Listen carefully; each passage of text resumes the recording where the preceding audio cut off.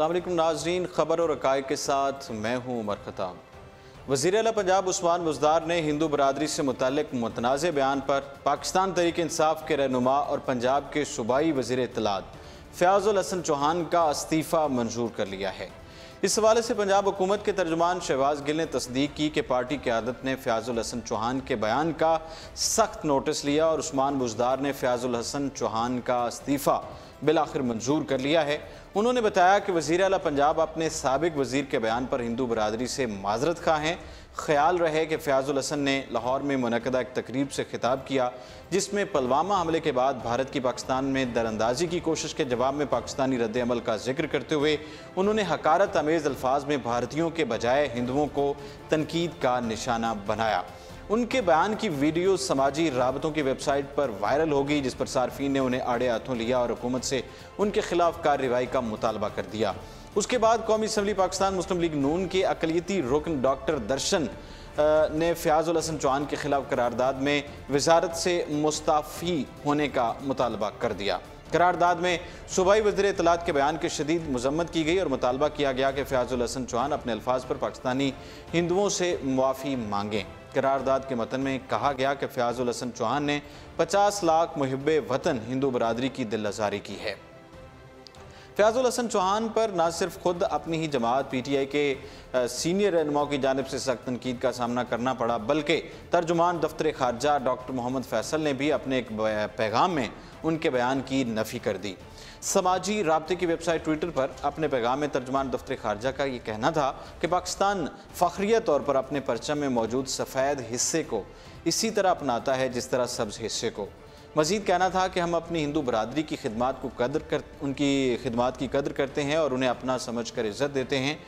और इस सारे सूरत हाल पर तहरीक इंसाफ का जो रद्द अमल है उसका अगर जिक्र करें तो PTI के ऑफिशियल ट्विटर अकाउंट से किए गए ट्वीट में ये कहा गया कि तहरीक इंसाफ सोशल मीडिया इन तौहीन आमेज़ रिमार्क्स की मज़म्मत करती है। ट्वीट में कायद आज़म मोहम्मद अली जिन्ना के बयान का हवाला देते हुए कहा गया कि आपका ताल्लुक़ किसी भी मज़हब, ज़ात और नस्ल से हो, रियासत को उससे कोई सरोकार नहीं है। चेयरमैन इमरान खान के मौक़िफ़ का जिक्र करते PTI ने लिखा कि कायद के असूलों पर अमल पैरा होते हुए वज़ीर आज़म ने हमेशा अक़लियतों को वो मकाम दिया जिसके वो पाकिस्तान में हकदार हैं। दूसरी जानब PTI से ताल्लुक़ रखने वाले वफाकी वज़ीर बराए इंसानी हकूक़ शेरी मज़ारी ने समाजी राबते की वेबसाइट ट्विटर पर ट्वीट करके वाज़े अल्फाज में फ़याज़ुल हसन चौहान के बयान की मज़म्मत कर दी। उनका अपने पैगाम में ये कहना था कि किसी को भी किसी के मज़हब को हदफ़ तनकीद बनाने का हक़ हासिल नहीं है।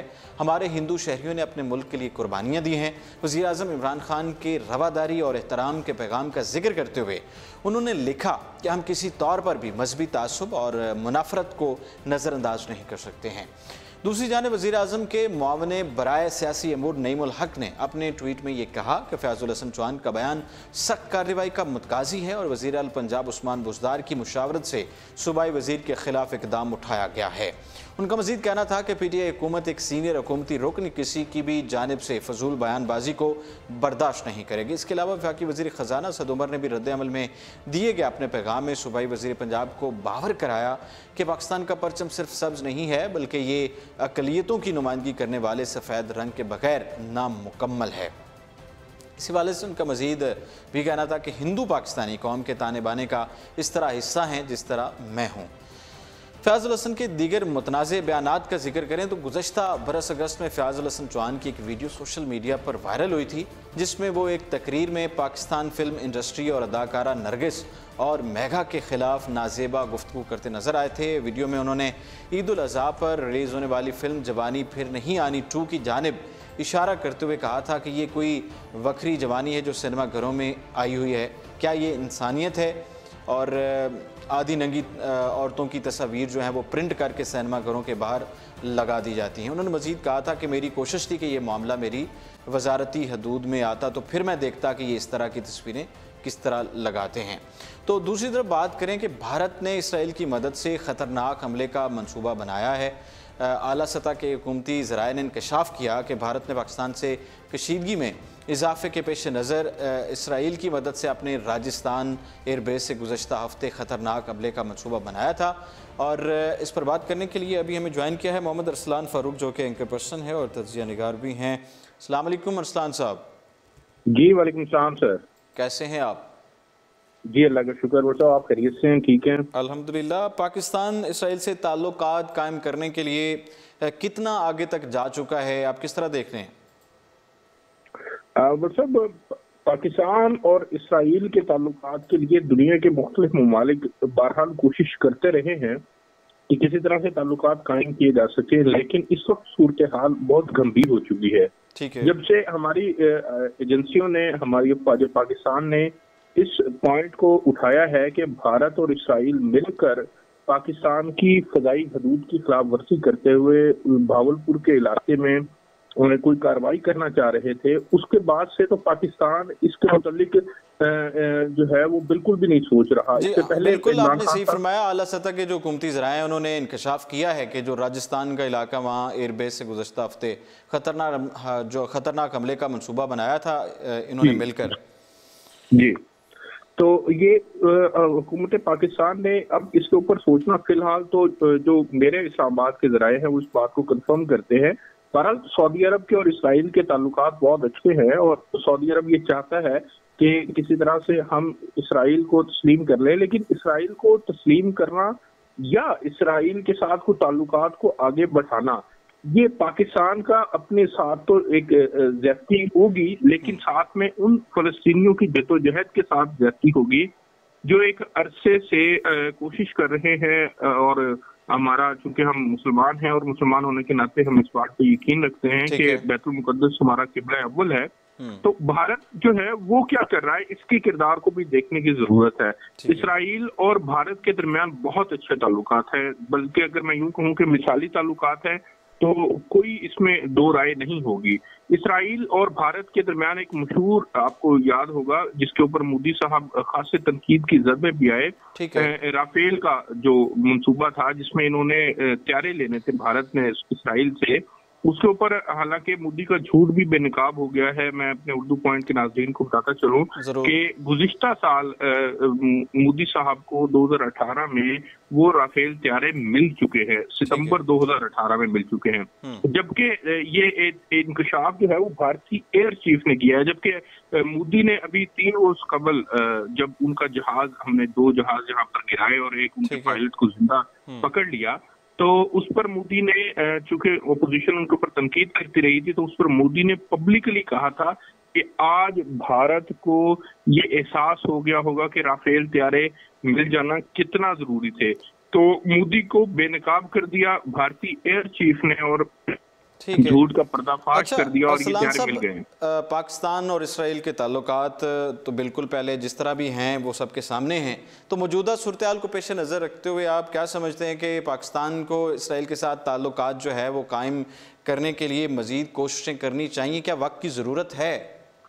नहीं, मैं समझता हूँ कि बिल्कुल ज़रूरत नहीं है वक्त की, और हम इसराइल के बगैर सर्वाइव करना जानते हैं। 72 साल गुजर चुके हैं, पाकिस्तान इसराइल के बगैर भी चला रहा है। हम दुनिया की बड़ी ताकतों में शुमार होते हैं, मुस्लिम उम्मा के वाहिद मुल्क हैं जिसके पास मिसाइल अपनी टेक्नोलॉजी है। इसराइल तो वो कहते हैं घुस बैठिए हैं, वो तो उन्होंने तो बैतुल मुकद्दस के ऊपर कब्जा किया है, फलस्तीनियों के हकूक को दबोचा है उन्होंने, उनके बुनियादी इंसानी हकूक उनको वहां पर नहीं दिए। और हमारा एक प्रिंसिपल स्टांस है, ये उनका, फलस्तीनियों का फंडामेंटल राइट है कि पाकिस्तान बिलखुसूस वो मुल्क, हमारी एक शनाख्त है और सब, हम एक ऐसा मुल्क है जो असर रसूख रखते हैं, एक ऐसा मुल्क है जो अपने मुसलमान बरादरी और कम्युनिटी में बड़े भाई का दर्जा रखते हैं, और बड़े भाई का दर्जा रखते हुए पाकिस्तानियों का ये हक पहुंचता है कि वो फलस्तीनियों के कॉज के साथ खड़े हों। देखिए इसराइल क्या कर रहा है, इसराइल वहां पर मुसलसल अपनी आबादी के अंदर वहां पर एरिया को कवर करने की कोशिश कर रहा है, इंक्रोचमेंट के नाम पर वहां पर अपनी आबादियां जो है वो डेवलप कर रहा है, वो आबादियां बढ़ा रहा है। लेकिन आप मुझे ये बताइएगा कि आप क्या समझते हैं कि जिस तरह सऊदी अरब चाह रहा है कि पाकिस्तान उनके साथ ताल्लुकात बेहतर करे, तो हमारी हुकूमत की तरफ से कोई इस तरह का कोई इशारा दिया गया हो, कोई इकदाम किया गया हो ताल्लुकात उस्तवार करने के हवाले से? नहीं, देखिए माजी में आज से 4 माह कबल जो है वो कुछ ऐसी इस्लामाबाद के शहर में गोलियां हो रही थी, अपोजिशन भी निशानदेही कर रही थी कि शायद इस हुकूमत की कोई ख्वाहिशात हैं, जिनमें एक ख्वाहिश ये भी है कि इसराइल के साथ ताल्लुकात कायम किए जाएं और उसके पीछे बैकडोर डिप्लोमेसी के तौर पर इस सऊदी अरब का कुछ किरदार हो। लेकिन मैं ये समझता हूँ कि पाकिस्तान की मौजूदा क़यादत अब इस बात को, खास तौर पर इस वाक़े के बाद जिसमें हमें इसराइल के मुलव्वस होने की निशानदेही हुई है और इसराइल जो है वो भारत के साथ मिलकर पाकिस्तान के ऊपर कोई हमला करने की ख्वाहिश ऐसी पान रहा है, तो उसके बाद मेरा ख्याल है कि पाकिस्तान की मौजूदा सिविल क़यादत, पाकिस्तान की मौजूदा सियासी क़यादत, पाकिस्तान की मौजूदा अस्करी क़यादत और हमारी एजेंसियां ये किसी सूरत भी बर्दाश्त नहीं करेंगी कि इसराइल जो है वो किसी इस किस्म की कोई जो है वो दरानंदाजी करे और उसके ऊपर पाकिस्तान फिर खामोश बैठा रहे। ठीक है, तो इसराइल के बाद जो है वो मेरा नहीं ख्याल।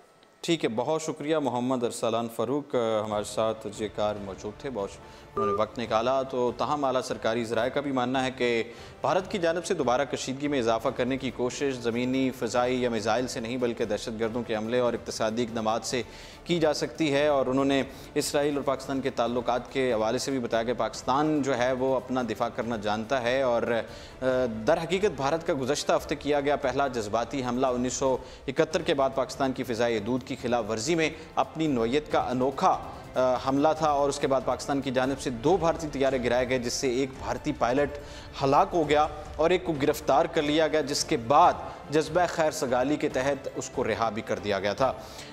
इस वक्त से लाइन ऑफ कंट्रोल पर पाकिस्तान और भारत के दरमियान जो मुसलसल फायरिंग का तबादला भी जारी था और ताहम गुज़श्ता 24 घंटों के दरमियान ही इसमें कुछ कमी भी वाक़ई हुई है।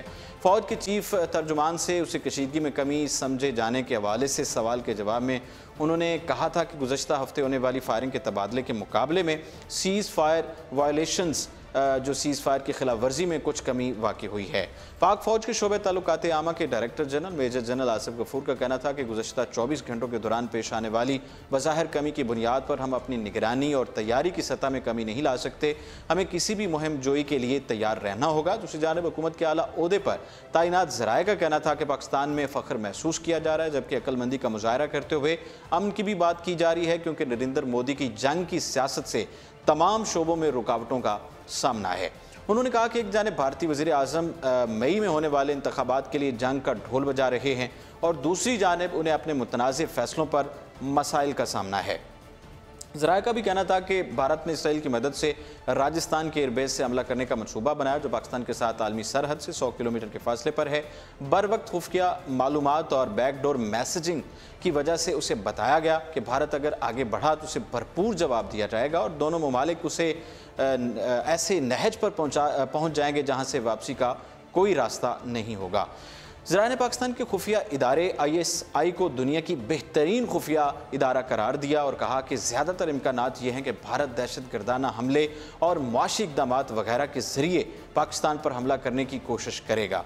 पुलवामा की वजह से सफारती और सियासी कशीदगी सामने आई, जिसके हवाले से ये देखा गया कि भारत ने नई ख़तरनाक मिसाइल कायम की है, जिसके तवील मुद्दती असरात हो सकते हैं। नई दिल्ली इस सतह पर नहीं कि वो एक और आगाज़ को बर्दाश्त कर सके, क्योंकि इंतखाबात भी सर पर हैं और पाकिस्तान मुसलसल मुज़ाहमत और नज़रअंदाजी का मुजाहरा कर रहा है। ये दो धारी तलवार सर पर लटक रही है, क्योंकि अब मामला भारत की अदालत में है और दुनिया की इस पर नज़र है। पाकिस्तान की अवामी और फौजी क़यादत ने अफसोस का इज़हार किया कि भारत बैन अक़वामी इत्तेहादियों के साथ मिलकर पाकिस्तान पर दबाव डालने की कोशिश कर रहा है।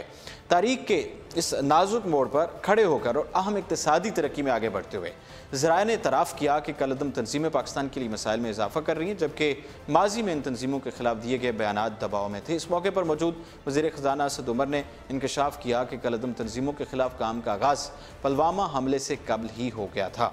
कौमी सलामती कमेटी की दूसरे इजलास में इन इदारों के खिलाफ काम में तेज़ी का मामला उठाया गया था और उनकी वजारत ने असलहा के खात्मे के बाद इन अनासर के लिए मालियाती रुकावट का भी फैसला किया है। इससे पहले ISPR के डायरेक्टर जनरल ने बताया था कि पाकिस्तान 2014 में इन तंजीमों के खात्मे का फैसला किया था, क्योंकि उनके पास आज कोई ऑप्शन नहीं है और सिर्फ कश्मीर अमूर को ये दहशत गर्दी में तब्दील कर रहे हैं।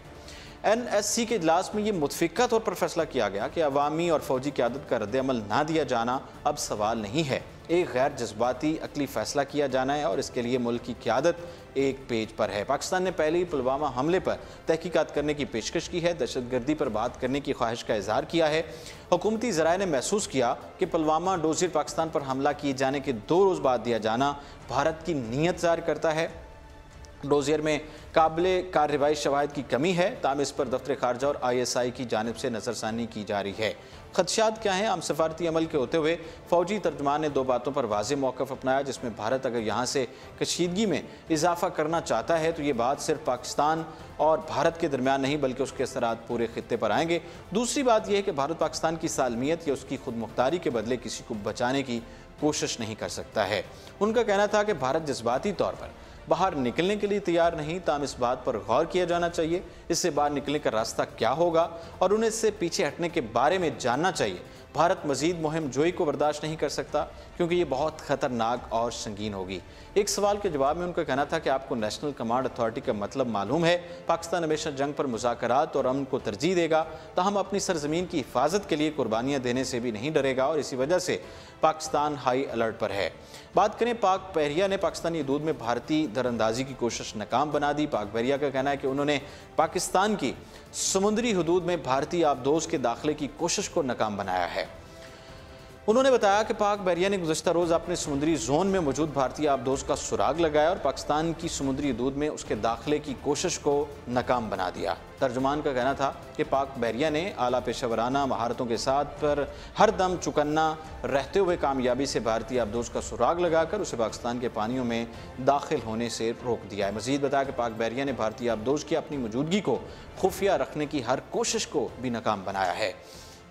नवंबर 2016 के बाद ये दूसरा मौका है जब पाक बहरिया ने भारतीय आबदोज का सुराग लगाया और उसकी पाकिस्तानी हदूद में दाखिले की कोशिश को नाकाम बनाया है। उन्होंने बताया कि पाक बहरिया का जदीद टेक्नोलॉजी से लैस भारतीय आबदोज का सुराग लगा लेना भारतीय बहरिया की नाकामी है। नाज़रीन, ये था आज के प्रोग्राम और इसके साथ ही उमर खताब को दीजिए इजाज़त और आप देखते रहिए उर्दू पॉइंट।